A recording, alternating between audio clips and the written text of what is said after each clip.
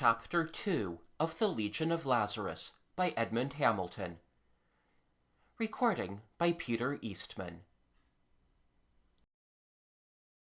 Mars roared and glittered tonight. And how was a man to stand the faces and lights and sounds when he had come back from the silence of eternity? Hurst walked through the flaring streets of Sirtis City with slow and dragging steps. It was like being back on Earth. For this city was not really part of the old dead planet, of the dark barrens that rolled away beneath the night. This was the place of the rocket men, the miners, the schemers, the workers, who had come from another, younger world. Their bars and entertainment houses flung a sun-like brilliance.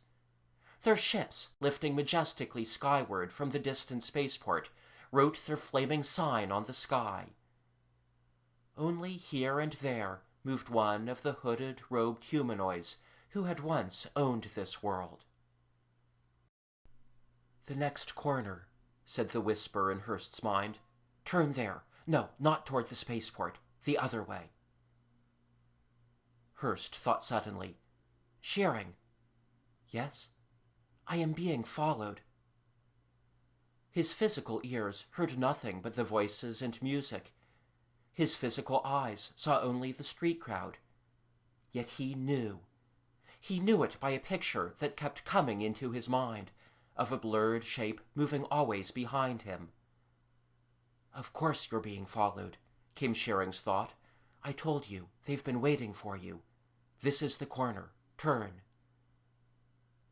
Hurst turned. It was a darker street, running away from the lights through black warehouses and on the labyrinthine monolithic houses of the humanoids. "Now look back," Shearing commanded. "No, not with your eyes. With your mind. Learn to use your talents." Hurst tried. The blurred image in his mind came clearer and clearer still, and it was a young man with a vicious mouth and flat, uncaring eyes. Hurst shivered. "Who is he?" "He works for the men who have been waiting for you, Hurst. Bring him this way." "This way?" "Look ahead. With your mind, can't you learn?" Stung to sudden anger, Hurst flung out a metal probe with a power he hadn't known he possessed. In a place of total darkness between two warehouses ahead, he saw a tall man lounging at his ease. Shearing laughed. "Yes, it's me. Just walk past me. Don't hurry." Hurst glanced backward mentally at the man following him through the shadows. He was closer now and quite silent. His face was tight and secret. Hurst thought, how do I know this Shearing isn't in it with him, taking me into a place where they can both get at me? He went past the two warehouses, and he did not turn his head, but his mind saw Shearing waiting in the darkness. Then there was a soft, shapeless sound, and he turned and saw Shearing bending over a huddled form. "That was unkind of you," said Shearing, speaking aloud, but not loudly. Hurst, still shaking, said, "But not exactly strange. I've never seen you before, and I still don't know what this is all about." Shearing smiled as he knelt beside the prone, unmoving body. Even here in the shadows, Hurst could see him with these new eyes of the mind. Shearing was a big man. His hair was grizzled along the sides of his head, and his eyes were dark and very keen. He reached out one hand and turned the head of the prone young man, and they looked at the lax, loose face. "He's not dead," said Hurst. "Of course not, but it will be a while before he wakes." "But who is he?" Shearing stood up. "I never saw him before, but I know who he's working for." Hurst flung a sudden question at Shearing, and almost without thinking, he followed it to surprise the answer in Shearing's mind. The question was, "Who are you working for?" And the answer was a woman, a tall and handsome woman with angry eyes, standing against a drift of stars. There was a ship, all lonely on a dark plain, and she was pointing to it, and somehow Hearst knew that it was vitally important to her, and to Shearing, and perhaps even to himself. But before he could do more than register this fleeting vision on his own consciousness, Shearing's mind slammed shut with exactly the same violent effect as a door slammed in his face. He reeled back, throwing up his arms in a futile but instinctive gesture, and Shearing said angrily, "You're getting too good. I'll give you a social hint. It's customary to knock before you enter." Hearst said, still holding the pieces of his head together, "All right, sorry. So who is she?" "She's one of us. She wants what we want." "I want only to find out who murdered MacDonald." "You want more than that, Hearst, though you don't know it yet. But MacDonald's murderer is part of what we're after." He took Hearst's arm. "We don't have long. Thanks to my guidance, you slipped them all except this one. But they'll be hounding after our trail very quickly." They went on along the shadowed street. The glare of the lights died back behind them, and they moved in darkness, with only the keen stars to watch them, and the cold, gritty wind blowing in from the barrens, and the dark doorways of the mastaba-like monolithic houses of the humanoids staring at them like sightless eyes. Hearst looked up at the bright, tiny moon that crept amid the stars, and a deep shaking took him as he thought of men lying up there in the deathly sleep, of himself lying there year after year. "In here," said Shearing. It was one of the frigid, musty tombs that the humanoids called home. It was dark, and there was nothing in it at all. "We can't risk a light. We don't need it anyway." They sat down. Hearst said desperately, "Listen, I want to know some things. Exactly what are we doing here?" Shearing answered deliberately, "We are hiding from those who want you, and we are waiting for a chance to go to our friends." "Our friends? Your friends, maybe. That woman, I don't know her, and—" "Now you listen, Hearst. I'll tell you this much about us now. We're Lazarites, like you, with the same powers as you. But all Lazarites are not on our side." Hearst thought about that. "Then those others who are hunting us?" "There are Lazarites among them, too.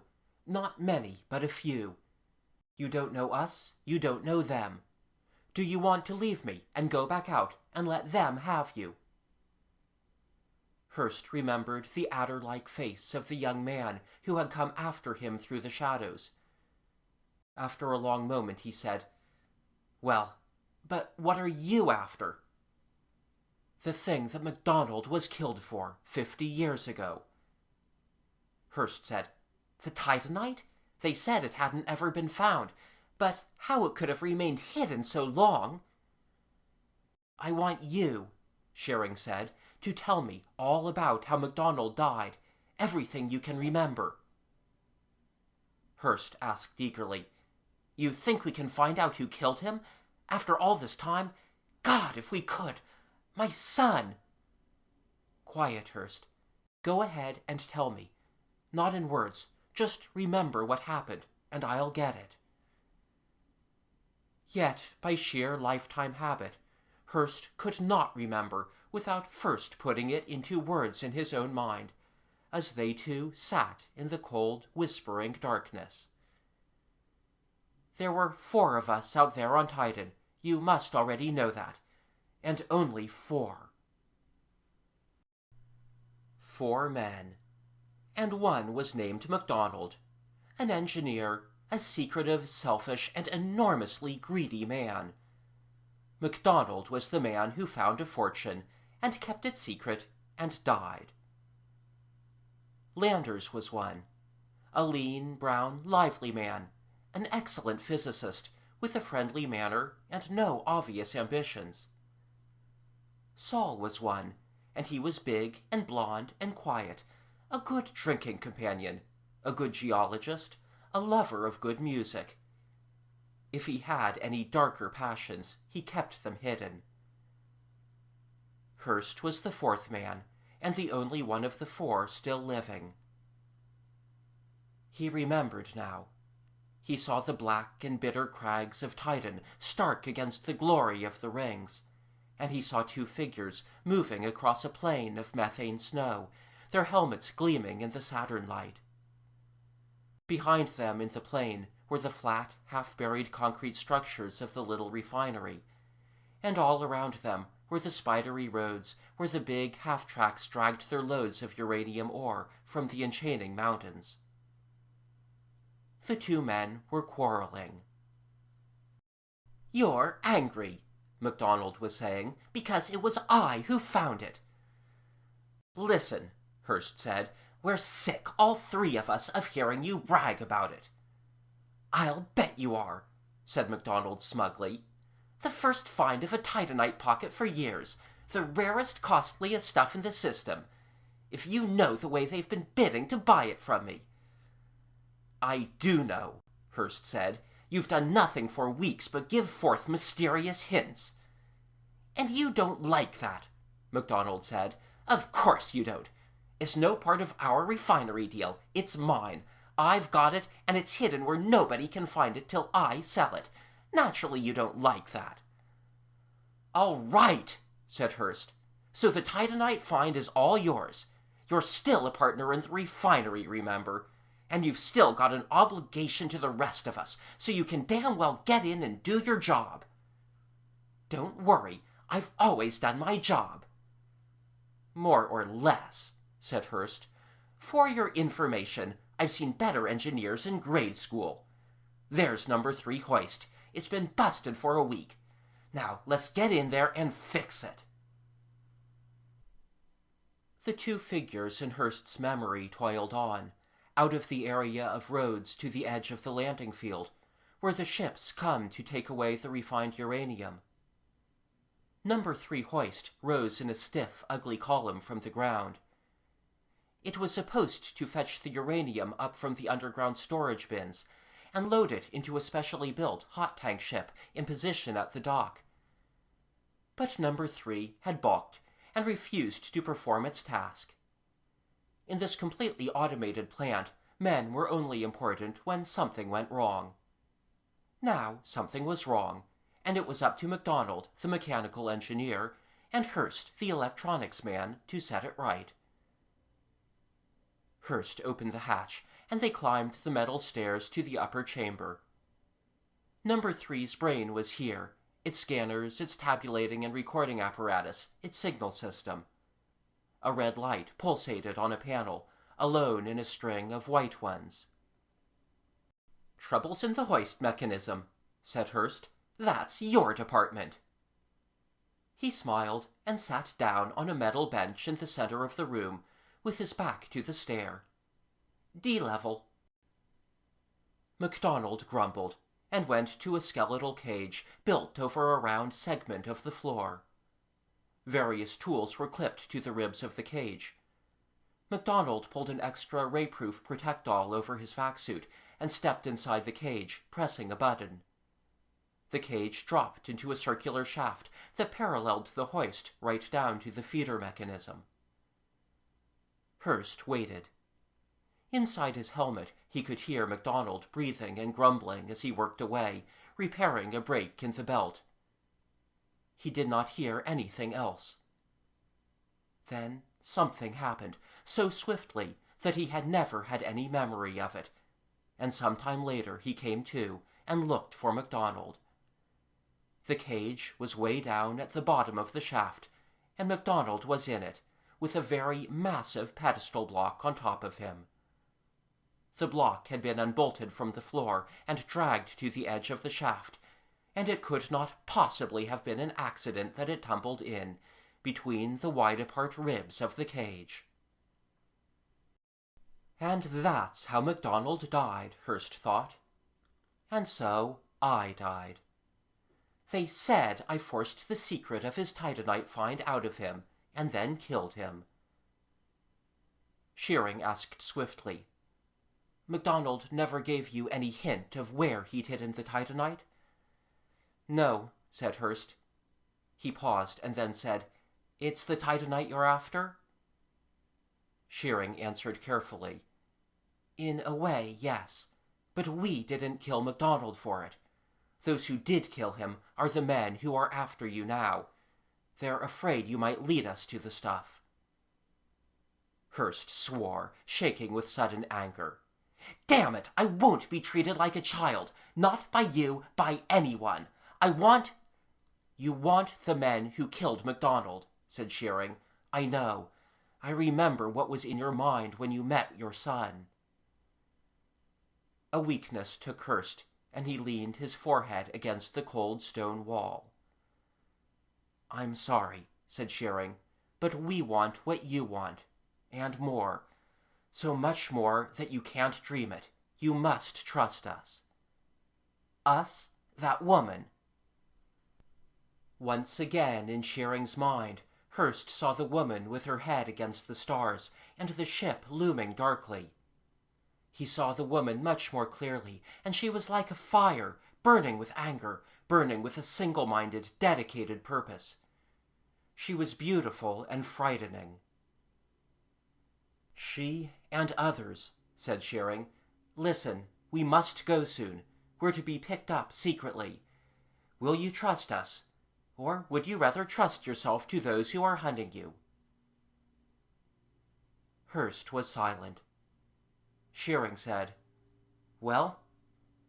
"I'll go with you," said Hurst. They went out into the cold darkness, and Hurst heard Shearing say in his mind, "I wouldn't try to run." But it wasn't Shearing speaking in his mind now. It was a third man. "I wouldn't try to run." Frantically startled, Hurst threw out his mental vision and saw the men who stood around them in the darkness. 4 men, 3 of them holding the wicked little weapons called bee-guns in their hands. The 4th man came closer, a dark, slender man with a face like a fox, high-boned, narrow-eyed, smiling. It came to Hurst that the 3 with weapons were only ordinary men, and that it was this 4th man whose mind had spoken. He was speaking aloud now. "I want you alive, believe me. But there are endless gradations between alive and dead. My men are very accurate." Shearing's face was suddenly drawn and exhausted. "Don't try anything," he warned Hurst wearily. "He means it." The dark man shook his head at Shearing. "That wasn't nice of you. You knew we had a particular interest in Mr. Hurst." He turned to Hurst and smiled. His teeth were small and very neat and white. "Did you know that Shearing has been keeping a shield over your mind as well as his? A little too large a task for him. When you jarred his mind open for an instant, it was all we needed to lead us here." He went on, "Mr. Hurst, my name is Vernon. We'd like you to come with us." Vernon nodded to the 3 accurate men, and the whole little group began to walk in the direction of the spaceport. Shearing seemed almost asleep on his feet now. It was as though he had expended all his energy on a task, and failed at it, and was now quiescent, like an empty well waiting to fill again. "Where are we going?" Hurst asked, and Vernon answered, "To see a gentleman you've never heard of in a place you've never been." He added with easy friendliness, "Don't worry, Mr. Hurst, we have nothing against you. You're new to this, state of life. You shouldn't be asked to make decisions or agreements until you know both sides of the question. Mr. Shearing was taking an unfair advantage." Remembering the dark, hard purpose Shearing had let him see in his mind, Hurst could not readily dispute that. But he put out an exploring probe in the direction of Vernon's mind. It was shut tight. They walked on, toward the spaceport gates. End of Chapter 2.